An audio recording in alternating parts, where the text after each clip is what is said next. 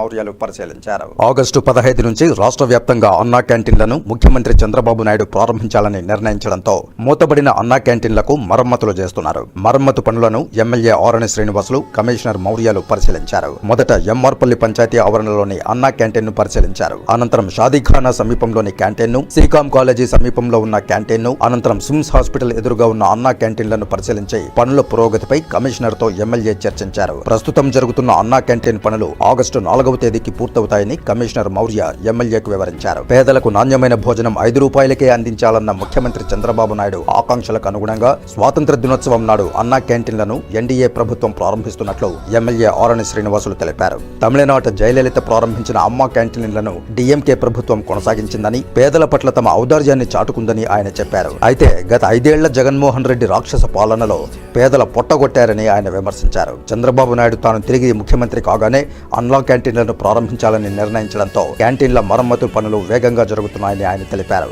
నగరంలోని 4 అన్నా క్యాంటీన్లు ఒకే ప్రాంతంలో ఉన్నాయని, వీటిలో 2ంటిని జీవకోన, ఆటోనగర్ లో ఏర్పాటు చేసే అవకాశాలను పరిశీలిస్తున్నట్లు ఆయన చెప్పారు. ఈ కార్యక్రమంలో టీటీడీ నియోజకవర్గ ఇన్ఛార్జ్ సుగుణమ్మ, శ్రీధర్ వర్మ, బుల్లెట్ రమణ, సూరా సుధాకర్ రెడ్డి, శ్రీనివాసులు, దంపూరు భాస్కర్, ఓట్ల సురేంద్ర నాయుడు, చిన్నబాబు, మధు, రాము, కొట్టే హేమంత్, ఆముదాల తులసిరాం, జనసేన నగరాధ్యక్షులు రాజారెడ్డి, నెలవాయి మురళి, గోవింద్, హిమవంత్, మునిరాజా, పరంధామ, జానకిరామరెడ్డి, బాలసుబ్రహ్మణ్యం తదితరులు పాల్గొన్నారు.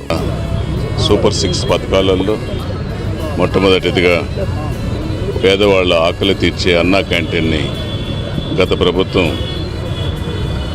స్టాప్ చేయడం జరిగింది.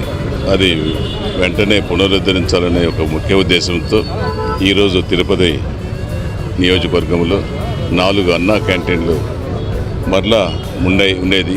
ప్రతి వారికి, పేదవారికి 5 రూపాయలకే కడుపు నిండా భోజనం పెట్టే అన్నా క్యాంటీన్లు మూసివేయడం, ప్రైవేటు వ్యక్తులకు అప్పగించడం జరిగింది.